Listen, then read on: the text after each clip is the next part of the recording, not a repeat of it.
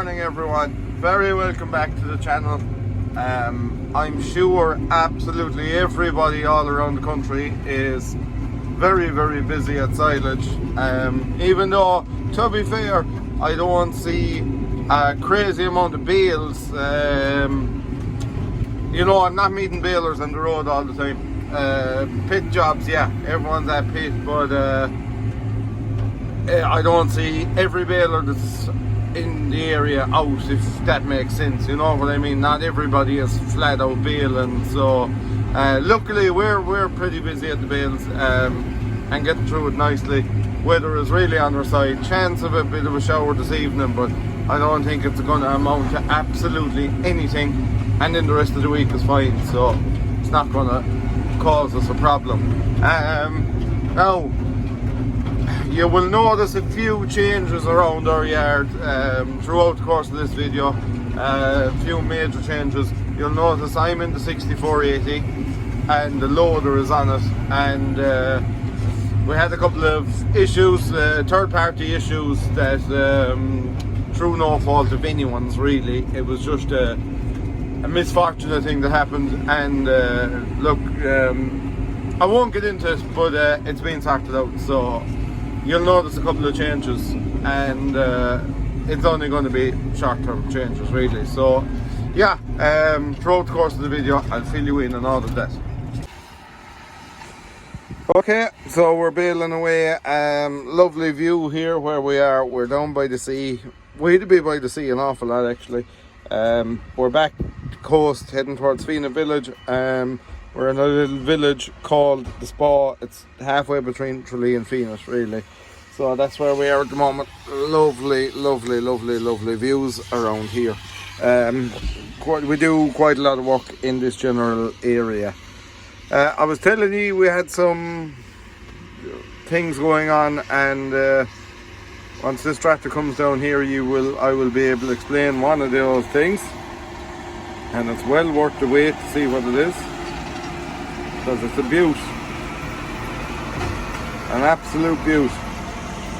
It's a Puma 175 CVX, full spec, absolutely everything is on that tractor, auto steer, everything, and there's I think about 900 hours on it. Savage tractor. So that's hired from Wilson Hire in England. That's where that tractor came from. We also have a John Deere, but that's not here, that's above in the yard. I just filled the trailer, and the farmer is pulling the trailers to and fro, so we've two trailers here. He's gone away with one, I've that one loaded, and I just took a couple of minutes to do a bit of talking, and then once he drops back the other trailer, I'll start loading that up. He mowed this himself, he tidded it. All we're doing is coming in, raking it, baling it, and giving him a hand drawing it. So yeah, that's pretty much that. 6480 on the loader, no, not the job at all. 7550 is streets ahead of it on the loader. Way better tractor. That gearbox, that Dynasix gearbox, it's no good. It's just no good. It's not the job at all. Like, if we'll say a TM, take for example a TM or that Maxim there by us. If you come to a junction, then it automatically starts coming down a couple of gears. It doesn't come down about 20 of them.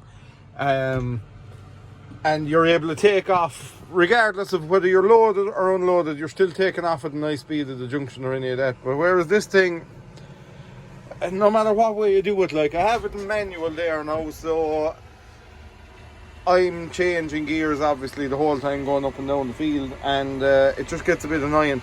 But then when I come up to the trailer and clutch it, if I'm in 4C, then I automatically want the tractor to drop to 4A. I think it should do that, like a TM once in a range command box. Once you're up in C, if you press the clutch, it kind of speed matches, but the speed matching in this is absolutely useless. It's just a pointless feature in it. Maybe I'm using it wrong, I don't know, I can't get the grips with it.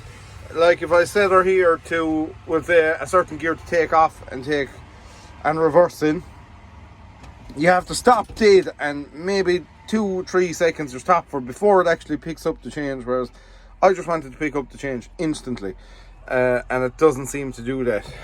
Then in that, obviously, you have to change it, and this is a disaster altogether, this part of it, because it'll change down and up at that speed, but if you're loaded, then that's too low to be changing up. You want to be changing up around here somewhere if you have a full load behind you, but it'll also change down at those revs, and that's way too severe with a load on it. So I don't know, it's not my thing at all, but I'm just not a messy man, and I can't shine to him. Anyway, about that rent, we'll go over and give a look around the tractor and the baler, maybe when we get home, because I just want to keep going and get this job done. So when we get home, we might give a walk around that. Today is Monday. We've had an awful lot of bales done the weekend. I think there is shoving close to 1800 bales in the baler, and this is its 4th day out, I think, or something like that. So getting a lot of bales up on the baler. It is a new one. If any of you haven't realised that already, or we haven't spoke about it, that's new again this year. So tomorrow, we got squibs of showers all day, and tomorrow I think we're going to go and cut some hay if the weather stays fine. But anyway, we'll give a walk around that tractor and we'll give a look at the John Deere. I want to talk about that John Deere a bit also. Okay, just picking up last few rows here.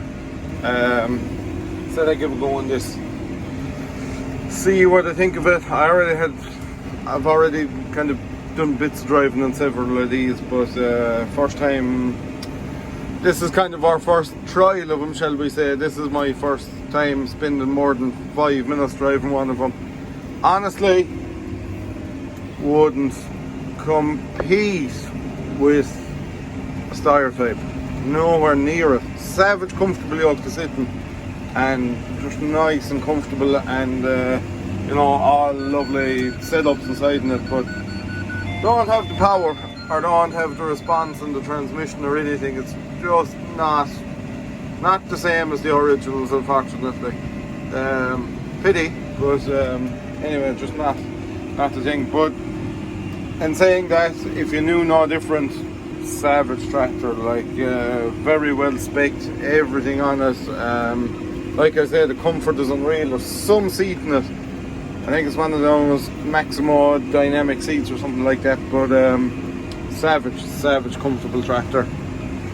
And yeah, everything in it is full spec. The only thing it doesn't have is electric mirrors, but it has everything else, auto steer, everything. This is our last job for the evening. Funnily enough, when we done the first cut here this year, last year, we were after just the 175 had just arrived in the country. Now it looks like I'm just finishing up here in time, because look at the drops of rain. So that's well timed by me. Our loading shovel is out of action. So we've 2 tractors and loaders working, and the way we're doing it is one is loading, one is unloading, and the farmer is picking and dropping the trailers. So saves a few quid for him and saves a labour unit for me too, which is always a bonus. Now onto the baler. Some yoke. So the difference between this one and the last one is very subtle, but there still is a difference. This one is a 1000 speed PTO.